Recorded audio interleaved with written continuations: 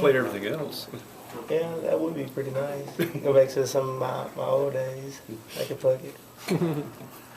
Just talk about, you got back from Arkansas, everybody wanted to celebrate, but Coach Mullen said y'all were allowed about 45 minutes to celebrate and then get ready. Yeah, and then come right back to work. Actually, after the win, we celebrated in the locker room. I pretty much just went home, put my feet up, watched the rest of the football games, and I think I fell asleep. Not sure. We just came right back, putting in some more work, getting ready for the T-Sun. Did you expect to make that move back over to linebacker? Did Coach Collins tell you preseason, you got to be ready just in case, or did this just kind of come up out of nowhere? Actually, it just kind of started in flex one day. We were just stretching, and Coach Mullen kind of just walked up to me and was like, Turtle, you got to play linebacker. I was like, well, Coach, I got on the wrong jersey. He's like, well, we got you one. Make the exchange and let me see what you got. And I just made the exchange, and I hadn't missed a beat. Well, Coach Collins mentioned that you really didn't miss a beat in that Texas A&M game. Everything kind of stayed the same game plan, and nothing really changed for you. And you came in and kind of did your job. Yeah, it was just a matter of different plays. They just put little tweaks to them, and just getting. Actually, I had just had 2 days to prepare for the game, so I mean, it was just a couple tweaks I had to memorize and get back on track. But other than that, I think I did pretty well. So are you going to ask the coaches from now on, Coach, what jersey you want me to wear for warm-ups, or just not wear one? Well, that would be pretty nice, not to just wear one, or just not warm up at all. Christian, obviously, you kind of one of several guys that with some starters having some injuries, whether it's you or Nick Webb or Zach, that just really hadn't missed a beat when your number's been called. And talk about it kind of shows the depth of the linebacker group, but we definitely needed that depth late in the year. Yeah, they actually keep me on my game, and Deontay Skinner does a really good job. I sit next to him in the meeting room, and he's constantly like, Turtle, you get that? Turtle, you get that? Do you understand that? And that's what I like about Deontay. He's always watching out for me, and he's just an all-around good person. And Coach Collins always, Turtle, you got that? Turtle, you got that? Richie stays on me, Beniqua stays on me, and whenever I get my opportunity, I just put all those things together and hopefully work it out for the good. With Deontay back, though, are you kind of back to normal on tight end now, or do you flip-flop still? Well, I just pretty much do whatever I'm told. My special team job, I take that first, and then whatever comes, I just let it go with the flow. How easy is that transition for you? Because, I mean, you played on both sides of football in high school. I mean, you played everywhere. It's pretty easy. I think I can play tight end right now as we speak. But nothing's really just changed. It's just football at the end of the day.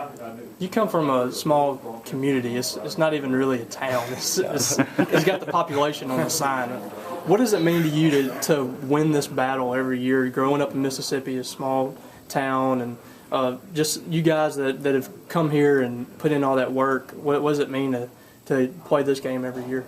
Well, actually, I'm not even going to lie. I started my morning off with a prayer, and I texted Dante Moncrief. I said, the egg bowl is startable.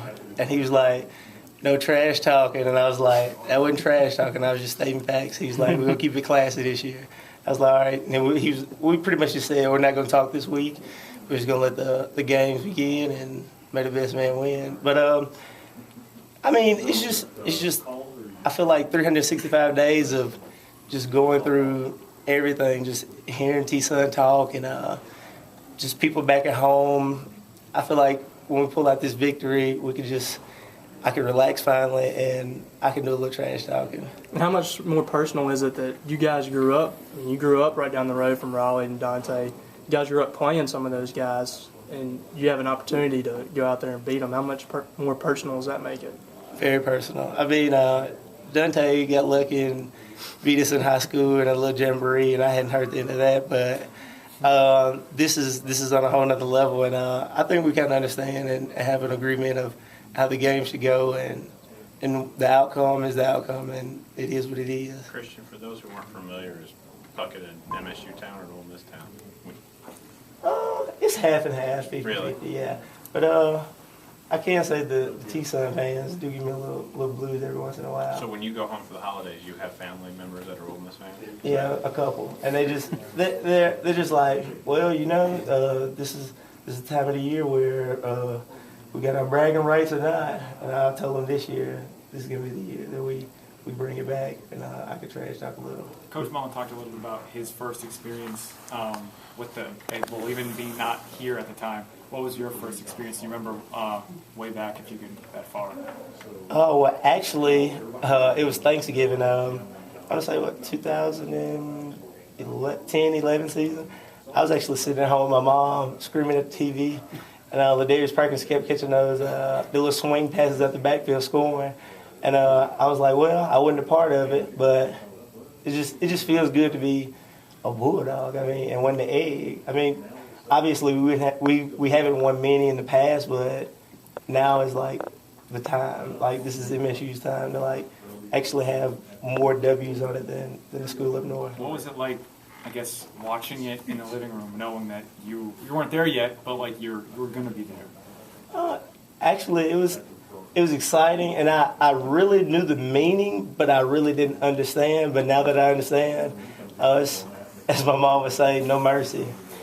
So pretty much she's just like, maybe don't leave the field until you leave with a W.